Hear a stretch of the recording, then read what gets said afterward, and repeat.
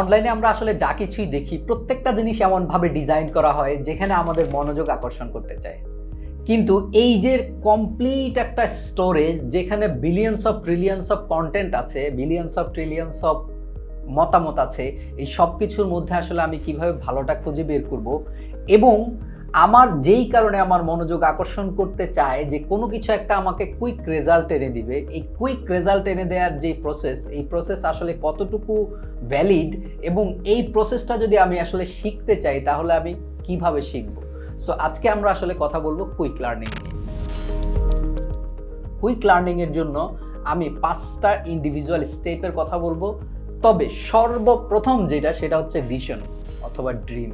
আমরা যতই দ্রুত শিখতে চাই, যত কিছুই ভাবি, তার সর্বপ্রথম শর্ত হচ্ছে আমার একটা ড্রিম থাকতে হবে। আমি যদি কোনো কিছু একটা শিখতে চাই, এই শেখার পেছনে একটা লম্বা স্টোরি থাকতে হবে। যখনই আমার শেখার পেছনে লম্বা একটা স্টোরি থাকবে, লম্বা একটা গল্প থাকবে, আমার একটা বিগার ভিশন থাকবে, তখন আমি অনেক দ্রুত শিখতে পারবো।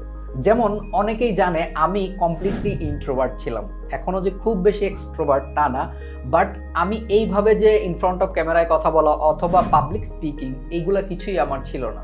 তাহলে এই জিনিসটা আমি ডেভেলপ করলাম কিভাবে? এই জিনিসটা আমি তখন থেকেই ডেভেলপ করতে সক্ষম হয়েছি যখন থেকে এটার পেছনে আসলে আমি এই জিনিসটা কেন করব, কেন আমি পাবলিক স্পিকিংয়ে আমার দক্ষতাটা আসলে তৈরি করব, এইটার যখন আনসার আমি পেয়েছি তখন থেকেই আমার আসলে ডেভেলপ করা স্টার্ট হয়েছে।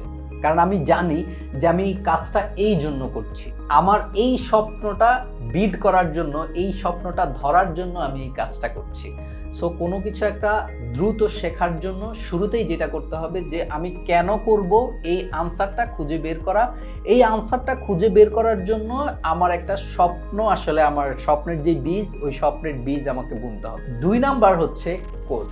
আমরা অনেকেই আসলে এইটাকে স্লাইডলি ইগনোর করি যে অনেক কিছুই আমি নিজে নিজে শিখে ফেলতে পারবো। ওকে ফাইন, নিজে নিজে শেখা আসলে খুব যে সম্ভব না তা না, সম্ভব। আমি যদি দ্রুত শিখতে চাই তাহলে আমার অবশ্যই কোচের প্রয়োজন আছে। যেমন আমার পার্সোনাল এক্সাম্পল যদি আমি দেই, আমি মোশন গ্রাফিক্সে যেই উন্নতিটা 10 বছরে করেছি, 10 বছর পরে এসে আমি আসলে খুব ভালোভাবে রিয়েলাইজ করেছি যে এই 10 বছরের প্রোগ্রেসটা আমি 3 থেকে 4 বছরেই করতে পারতাম। বাট আমার কেন 3 থেকে 5 বছরে বা 3 থেকে 4 বছরে এই প্রোগ্রেসটা হলো না, এর একমাত্র কারণ হচ্ছে যে আমার এই যে কমপ্লিট যে সিলেবাসটা আমি 10 বছরে কমপ্লিট করেছি, এই 10 বছরের সিলেবাসটা খুঁজতেই আমার আরো 6 বছর লেগে গেছে।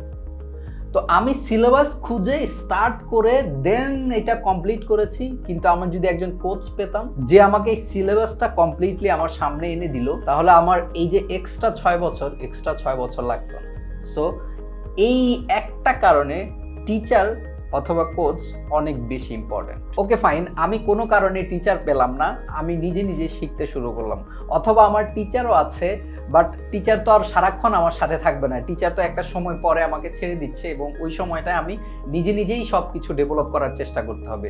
ওই সময়টায় আমি যা কিছুই শিখছি, এই শেখাটা আরেকজনের কাছ থেকে একটা ফিডব্যাক নেয়া। সেখানে যদি টিচার থাকে তো খুবই ভালো, টিচার না থাকলে এমন কাউকে খুঁজে বের করা আশেপাশে একটা অ্যাঙ্গেল থেকে যে একটা ভালো ফিডব্যাক দিবে। ইভেন যদি ভালো ফিডব্যাক নাও দেয়, এমন যদি হয় যে একটা রুড ফিডব্যাক দিল, সেটাকেও অ্যাকসেপ্ট করে কি করলে আমি ডেভেলপ করতে পারবো সেই জিনিসটা চিন্তা করা। এরপর হচ্ছে প্র্যাকটিস। যে কোনো কিছুই আমি যত বেশি প্র্যাকটিস করব তত বেশি এটা আমি আয়ত্ত করতে পারবো। আমার ব্রেন এবং বডি যেই মাসেল, ওই বডি মাসেল জিনিসটা আয়ত্ত করতে থাকবে। যতই আমি ক্যামেরার সামনে কথা বলছি ততই ক্যামেরার সামনে আমার যেই সহজাত যেই কথা বলার ধরনটা, ওই কথা বলার ধরনটা একটু করে এস্টাবলিশড হচ্ছে। লাস্ট হচ্ছে ডেডলাইন। অবশ্যই কোনো একটা কাজ শুরু করলে, কোনো একটা প্ল্যান আমি যখন এক্সিকিউট করতে চাইবো, আমাকে শুরুতেই একটা বাউন্ডারি সেট করে দিতে হবে যে উইদিন দিস টাইম আমি এই স্কিলটা শেখার চেষ্টা করব। হ্যাঁ, আমার হয়তো ডেডলাইন আমি মিট করতে পারবো না, হয়তো কিছুই হবে না, হয়তো তার আগে হয়ে যাবে, এই মেবি হয়তোতে আমরা কিছুই চিন্তা করব না। ডিরেক্ট আমি একটা ডেডলাইন সেট করব যে আমি এই কাজগুলা, এই পথ আমি এই সময়ের মধ্যে পাড়ি দিব। যখন আমি জানবো যে উইদিন দিস টাইম আমাকে এই এতটুকু পথ পাড়ি দিতে হবে, তখন আমার যেই আনকনশাস এবং কনশাস এই দুইটা ব্রেনই আমাকে হেল্প করবে। আমি অবচেতন মনেও আমার মাথায় হচ্ছে ঘুরতে থাকবে যে আমার কিন্তু এত সময়ের মধ্যে এইটুকু পথ আমাকে পাড়ি দিতেই হবে। সো সর্বশেষ হচ্ছে ডেডলাইন। এই ডেডলাইনটা সেট করা মানে হচ্ছে অলমোস্ট আমি আমার যেই গোল, ওই গোলটা রিচ করে ফেলতে পারবো। So thank you so much for watching my video and please don't forget to subscribe my channel.